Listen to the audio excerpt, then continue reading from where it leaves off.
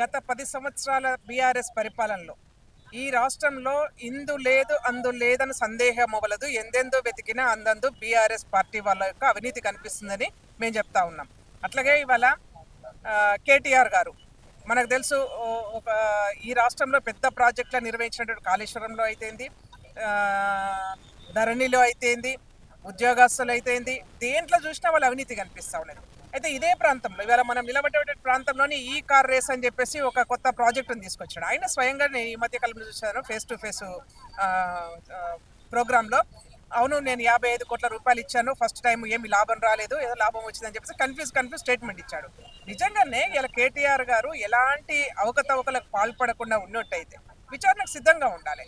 ఎందుకు దొంగ తిరుగుడు మాట మాట్లాడుతూ ఉన్నారు? పొద్దున్న లేస్తే రేవంత్ రెడ్డి గారి మీద ఇష్టం వచ్చడం మాట్లాడే పద్ధతి ఉంది. మీకు జైలు అనేది చాలా చిన్నగా అనిపిస్తుందేమో, బహుశా జైలుకు వెళ్తే ఏదో గొప్ప వీరుల్లాగా అని భావిస్తున్నారేమో. కానీ వాళ్ళ తెలంగాణ రాష్ట్రంలో తెలంగాణ రాష్ట్ర ప్రజల యొక్క ఆస్తుల్ని కొల్లగొట్టిన మీరు ఇవాళ వారి పాపం ఊరికే పోదు. ఇదే ప్రాంతంలో చూసాము, తెలంగాణ రాష్ట్రం కోసం అనేక ఉద్యమాలు చేసి అసూలు బాసినటువంటి వాళ్ళ యొక్క అమరవీరుల స్తూపం ఉంది.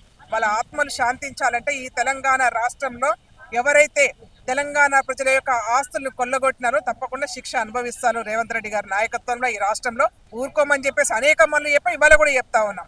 మీరు అవహేళనగా మాట్లాడుతూ ఉన్నారు. అరెస్ట్ చేసుకోండి, ఏం పీక్కుంటారో పీక్కడ. అరెస్ట్ చేసినాక తెలుస్తుంది నీకు. ఎందుకంత ఇప్పుడే తొందరపడతా ఉన్నావు? చాలా ఈ కార్ రేసింగ్, ఆ కార్ రేసింగ్, ఏ కార్ రేసింగ్ అయినా నువ్వు చేసింది అవినీతి. ఏ కార్ రేసింగ్ లో చేసినా 55 కోట్ల రూపాయలను నువ్వు స్పష్టంగా పంపించానని చెప్పేసి నువ్వే స్వయంగా ఒప్పుకుంటున్నావు. కాబట్టి శిక్షకు కూడా సిద్ధంగా ఉండాలని చెప్పేసి కేటీఆర్ గారు తెలియజేస్తాం. దాని మీద గవర్నర్ గారు కూడా గ్రీన్ సిగ్నల్ ఇచ్చారు, ఏసీబీని విచారణ చేపట్టాలని చెప్పారు. కానీ ఎందుకు ఆలస్యం చేస్తా ఉంది కాంగ్రెస్ గవర్నమెంట్? ఆల్రెడీ వచ్చింది విచారణకు. నిన్న కేబినెట్ లో నిర్ణయం తీసుకున్నారు. ఈసీకి కూడా మన వీళ్ళు ఎవరు మన చీఫ్ సెక్రటరీ గారు కూడా సిఎస్ గారు కూడా లెటర్ పెట్టారు విచారణకు చేయమని చెప్పేసి. కాబట్టి అది ప్రాసెసింగ్ జరుగుతూ ఉంది. తప్పకుండా ఇవాళ కేటీఆరే కాదు, నేను కేటీఆర్ ఒక కేసులోనే కాదు, అనేక కేసులలో ఉన్నారు వీళ్ళు. ఈ రాష్ట్రాన్ని కొల్లగొట్టిన దానిలో కేసీఆర్ ఫ్యామిలీ నంబర్ 1 ఫ్యామిలీ. చెల్లెనేమో లిక్కర్ బిజినెస్, అయ్యనేమో బావనేమో కాళేశ్వరము, అయ్యనేమో ఇంకోటి, వాళ్ళ కొడుకేమో ఇది. అట్లా ఒక్కదానిలో కాదు, ఎన్లా చూసినా వాళ్ళ అవినీతి బయటకు వస్తుంది. కాబట్టి అన్నిట్లలో కూడా విచారణ చేస్తుంది. వాళ్ళ కాంగ్రెస్ పార్టీ ఊరికే వదిలిపెట్టదు మిమ్మల్ని. మీరు చేసినటువంటి దోపిడీని బట్టబయలు చేస్తాం.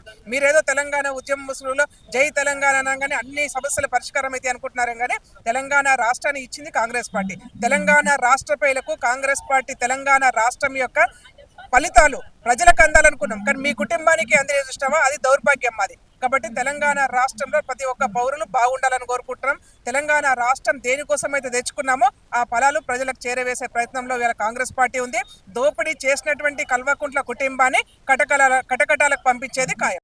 Subscribe us and press the bell icon for more interesting updates.